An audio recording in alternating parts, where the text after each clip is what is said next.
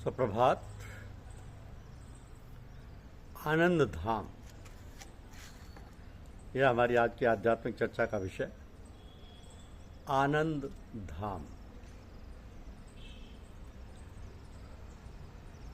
पति पत्नी के परस्पर प्रेम पूर्ण उत्सर्ग को ही पवित्रता धर्म व पत्नी व्रत धर्म कहा जाता है। पतिव्रता धर्म या पत्नी व्रत धर्म कहा जाता है। इसका तात्पर्य यही है कि पत्नी अपने पति में तथा पति अपनी पत्नी में जीवन धारण करे। तो पत्नी अपने पति में ईश्वर का रूप देखते हुए उसे अंतरस्थ ईश्वर को तन मन व सर्वस्व अर्पण कर दे। पति पत्नी के पारस्परिक पूर्ण समर्पण से ही गृहस्थ जीवन सुख एवं आनंद से परिपूर्ण होगा।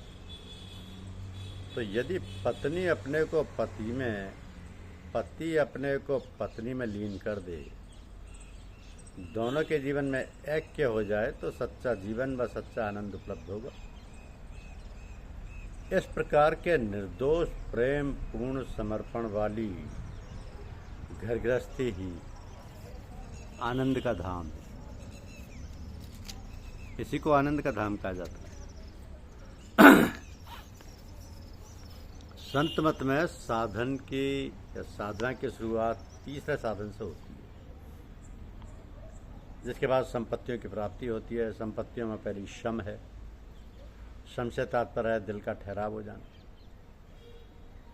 चारों तरफ से हमारी वृत्तियां हटकर एक और अपने ध्येय की प्राप्ति में लग जाएं। दिल का ठहराव दो तरीके से हो सकता है। एक तो वैराग्य से, ये ज्ञानियों का मार्ग है। जब सत और असत का ज्ञान हो जाता है उस समय हमारी प्रीति असत से सत की ओर चली जाती है। यह वैराग्य के विचार को ही शक्ति देकर वृत्तियों को रोकते हैं। दूसरी विधि है कि हम अभ्यास करके अपने ध्यान को एक स्थान पर केंद्रित कर लें। इस प्रकार शम के लिए दो साधन हो जाते हैं, एक छोड़ने का और दूसरा पकड़ने का। तो हिंदू शास्त्रों में एको ब्रह्म द्वितीय नास्ति की स्थिति है। इसमें ब्रह्म को पहले स्वीकार किया, फिर अन्य सबको उसमें लय कर दिया। तो एक विचार को लेकर सबको उसमें लय कर देते हैं। मुसलमानों में भी लगभग यही विचारधारा काम करती है। ला इलाहा इल्लल्लाह का भी यही तात्पर्य है। कुछ नहीं है सिवाय एक ईश्वर के। इससे पहले सब विचारों को समाप्त किया गया है, फिर उस परम पिता परमात्मा को स्वीकारा गया है। तो इस प्रकार दो मार्ग, निवृत्ति और प्रवृत्ति हो जाती है। तो निवृत्ति मार्ग ज्ञानियों द्वारा अपनाया जाता है, क्योंकि ज्ञानी वैराग्य को ही प्रधान अभ्यास मानते हैं। ये मुश्किल है, क्योंकि मन इतनी वासना में फंसा होता है कि आसानी से अधिकार में नहीं लाया जा सकता है। उसकी प्रकृति ना लगने की है, वह शांति से नहीं बैठ सकता। उसे करने को कुछ चाहिए। इस कारण निवृत्ति मार्ग कठिन है। अब निवृत्ति मार्ग की अपेक्षा सब अभ्यास और उपासना सरल है। ये प्रवृत्ति का मार्ग है। प्रवृत्ति मार्ग में अपनी श्रद्धा के अनुसार एक वस्तु पर अपनी सारी वृत्तियों को केंद्रित करते हैं। इसका अभ्यास करते हैं। धीरे धीरे करके अपनी इच्छित वस्तु पर हम केंद्रित हो जाते हैं। लेकिन जब वो अभ्यास स्थिर हो जाता है तो तमाम बातों से स्वयं वैराग्य हो जाता है। परंतु फिर भी एक विचार काफी है, उसको भी समाप्त करना। यदि वो बना रहा तो माया है, इसलिए उस विचार को भी समाप्त कर देना चाहिए। यही नहीं, ये विचार भी समाप्त हो जाना चाहिए कि कुछ छोड़ा भी है। तर्क दुनिया तर्कों को बा तर्क मौला तर्क तर्क। परमार्थ का विचार करके दुनिया को छोड़ दो। परमार्थ ही जब ध्याय बन जाए तो उसको भी छोड़ दो और परमार्थ का स्थान ईश्वर को दे दो। अब हम नहीं हैं, बल्कि ईश्वर है। परंतु अभी चलना बाकी है। ईश्वर तक पहुंच गए, परंतु ईश्वर का और अपने का विचार है। तो जब तक ये विचार भी समाप्त ना हो जाए कि हम दो थे, दोनों मिलकर एक हो गए हैं, क्योंकि हम जो थे यही हमारी असली स्थिति है। जब दो थे ही नहीं, तब विचार कैसा कि हम दो थे और मिलकर एक हुए हैं। तो इस प्रकार निवृत्ति से प्रवृत्ति मार्ग सरल है। इसमें उपासना और योग के द्वारा हम आगे बढ़ते हैं। योग चित्त की वृत्तियों को रोकने का नाम है। हमारे अंदर 3 अवस्थाएं सत रज तम की होती हैं। तो जैसे हमारी स्थिति होती है उसी के अनुसार हमारी वृत्ति बनती है। जैसे तम में क्रोध, निद्रा आदि ये सब वृत्तियाँ, अब इनका प्रभाव आत्मा पर पड़ता है, जिसका परिणाम यह होता है कि आत्मा भी उसी से प्रभावित हो जाती है। इस कारण वृत्तियों को रोकना नितांत आवश्यक होता है। अब यूँ तो वृत्तियों के अनेक रूप हैं, परंतु शास्त्रों ने इनके प्रधान 2 भाग किए, तम और रज। तो तम और रज से जो वृत्तियाँ संबंधित हैं उनको क्लिष्टा कहते हैं, क्योंकि ये कष्ट देती है। अर्थात इनसे मनुष्य सुख दुख पाता हुआ जन्म मरण के चक्कर में फंसकर नाना प्रकार के दुख झेलता है। दूसरे प्रकार की वृत्तियां सत से संबंधित है, अर्थात जब उनका उदय होता है तो आवागमन से छुटकारा मिल जाता है।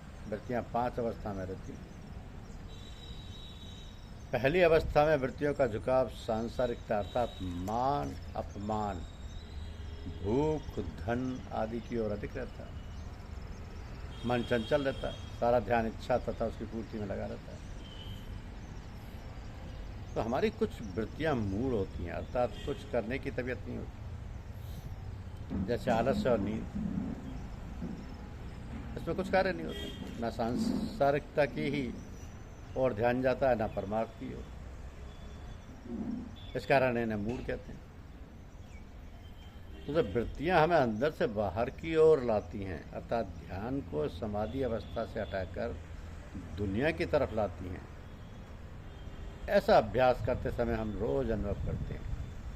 जब ध्यान करने बैठते हैं उस समय तमाम काम याद आ जाते हैं जिनका पहले ख्याल भी नहीं होता, और कभी कभी ऐसे गंदे विचार आते हैं जो साधारण अवस्था में नहीं आते।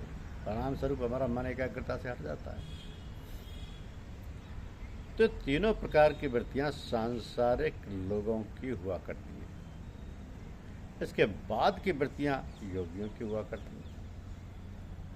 एकाग्रता में चित्त अपने असली रूप में लीन हो जाता है, अर्थात सब तरफ से ध्यान हटकर एक पर केंद्रित हो जाता है। तो जब ध्यान एक जगह केंद्रित हो जाता है तो ध्यान अपने असल पद पर केंद्रित हो जाता है। इसे निरोध कहते हैं। चित्त को अपने असल पद को मोड़ने के लिए साधन काम में लाया जाता है, उसे अष्टांग योग कहते हैं। और इसका पहला चरण यम है। यम के भी कई उपभाग होते हैं। बुरी आदत को छोड़ना यम है। यम का पहला उपभाग अहिंसा है। अहिंसा से तात्पर्य किसी को कष्ट न पहुंचाना है। कुछ लोग अहिंसा को कायरता का प्रतीक मानते हैं, परंतु ऐसा है नहीं।